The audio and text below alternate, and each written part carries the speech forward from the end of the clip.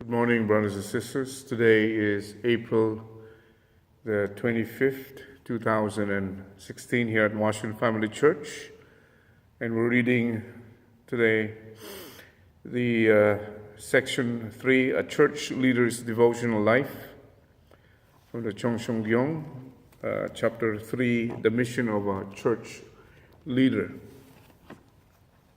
Number 1. Have you ever prayed for a church member after he or she has visited you? Have you ever thought of that person throughout the night and prepared under the light of a kerosene lamp the words you like to share the following day? Have you ever waited for sunrise, longing for that person's return? If you wait like that person will surely come. When that happens, you will realize, wow, this is the true meaning of devotion. If I offer a sincere devotion, I can move God. If you desperately want someone to come and you pray for that person for 3 hours with total unity of mind and body, he or she will start to feel restless. A desire to come to the church will stir in that person's heart. That kind of thing is possible. Number 2, when you offer devotions for your members, rather than praying for many people at a time, it is better to pray for each person individually. The difference in results between praying for many people and praying for one person at a time is very clear. Like the difference between east and west or north and south. As a subject partner, pick one object partner and draw a line to that person. Then you should be able to determine all 4 directions. Focus absolutely on the relationship with that person until all 4 directions are secured. Only then can a sphere be formed. We're now on page 993. A leader whom heaven remembers. Subtopic number 3. If people are to serve God while living on earth, they need to travel the way of the saints who laid the foundation for religions. We should realize that as a matter of course, we too have to go the way that the many religious leaders of the past have gone. We have to want to travel this road and be determined to do it. If you unite with all the past religious leaders, you will naturally find your place in the world of the principle, the world of religion. Having made that foundation, when you pray, you will rise to a position that transcends the sphere of religion, and you will shorten the distance between yourself and God. That is why even when you walk a religious path on earth, you will still need to offer devotion. Some people need to offer much devotion, while others, thanks to their good ancestors, can simply go straight along the path that their ancestors hoped for. What did these ancestors hope for? They sought the same world and purpose that religions have been seeking. Number 4, the goal of religion is to find one true man, one true woman, a true family, and one true nation, and one true world. This is the purpose of religion, and it is also the purpose of God. It is the purpose of the providence of God has been conducting in this world. If we stand on the foundation of devotion of past religious leaders, we can connect with God's purpose. The people of any particular religion do not follow only that religion's founder, but also the many believers of that religion and the leaders of all nations that identify with that religion. If that religion has a worldwide foundation, many global leaders will want to follow it too. Thus, the distance between the religious people and the spiritual world can be reduced. Number 5, In the last days, it is not enough to learn from only one person who received grace. You should compare the teachings with those of many others who also receive grace. You need to be wise about finding the best methods to elevate your spirituality on your own by meeting spiritual leaders with highest truth. However, many people of faith today do not know this. They need a comprehensive outlook. They need to effectively compare and analyze to find the fastest way for themselves. So when you travel a new path, do not just go along with it. 6, do not always seek to receive grace. Do not always try to drink water from a well dug by someone else. Follow the stream until you find a new spring of pure water. By the same token, when you conclude that the leader who has been inspiring you has reached his or her limit, you should offer greater devotion than the person did at the peak of inspiration. Then you will surpass that person. People of faith today do not know this. Number 7, what kind of place is heaven? The answer is simple. Briefly, it is the world where people who live for others go. People who live for themselves cannot enter heaven. Only those who live for God and the world can go to that place. Whether you are a church leader or a member, no matter how faithful you have been and no matter how much devotion you have offered, if was all for yourself, you will be unable to enter the kingdom of heaven.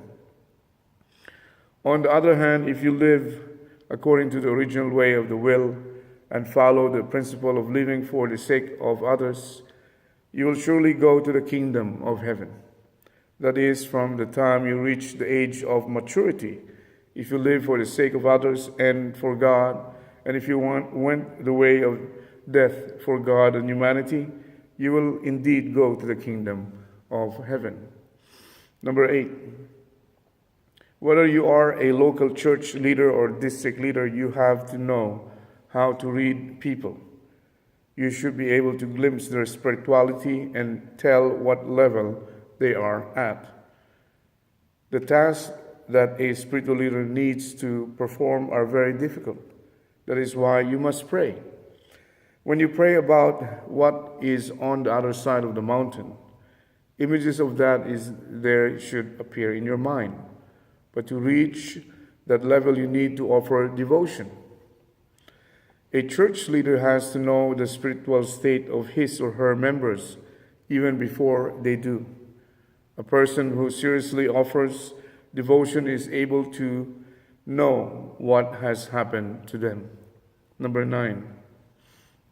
Long ago, when I was leading a church with a gathering of about 400 people, I called out the church members' names one by one. I knew their spiritual level right away. I saw those with a high spirit standing upright above the horizontal. Those with a lower spirit stood slanted, and whose spiritual level was lower stood upside down. In order to have this kind of spiritual experience, you need to be in tune with God. You need to resonate with Him.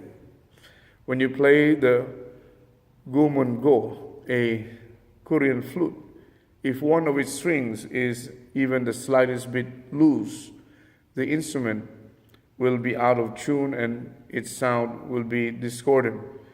We must create resonating harmony. Number 10, never mistreat a person who offers devotion to heaven. When a family member from the countryside brings me even one apple, I do not eat it casually. Treating an object offered with devotion in the wrong way cannot be forgiven. Ignoring a single-minded heart of devotion is an inexcusable sin against heavenly law. Do not treat things that contain someone's devotion carelessly. If someone or something contains 99 degrees of devotion, you have to offer 100 degrees of devotion before you are qualified to touch it. Suppose the leader of a certain group accepts things offered with much devotion, but does not connect them to heaven. Then the more the members of that group offer devotional conditions, the more quickly the leader and the group will decline. That is why some groups prosper for a span of time, but then quickly go to ruin. It is because they disregard heaven's way. Number 11, the greater the number of people praying and offering devotion for you, the more blessed you will be. However, to have many people offering devotion for you, you should first give all the blessings you have to others. Unless you do that, not many people will pray for you to receive God's blessing. The person who has 10 people offering devotion for his or her sake is someone God will remember. The church consists of a group of people who have created an environment of such devotion. It is a place where people say, let us expand the environment by encouraging one another to go to a new level. Number 12, church leaders should not offer devotion for themselves. They should offer devotion for many thousands of other people. They should lead people to reach a level of devotion that is only for the families, but also for their nation, even for the world. A church leader's eyes should be fixed not on his own family and church members. He should have the heart to go out to the country and world while appealing to heaven. Please combine my devotion and my church members' devotion to make a path on which we can serve the world. If a church leader establishes unity with his members and his reciprocal relationship with them in this manner, God will surely come and dwell among them.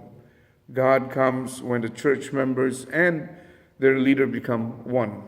However, this happens when they unite, not for the revival of their church, but for the revival of the nation. And we will be reading tomorrow on page 999, offering devotion for the members. So I don't have much memory here. We should have read Devotion in Heaven's Work. Have a nice and wonderful Monday or Monday. And again, visit www.familyfed.org. We have a 4 years devotion from now until 2020.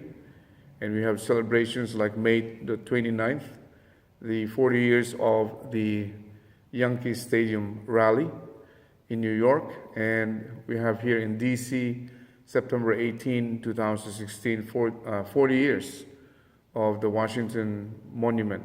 And after that, they bought this church from the Mormons. And right now we're here because of that Washington Monument rally. So have a nice day, everyone. Mabuhay, and thank you, and mansi-mansi. Bye-bye.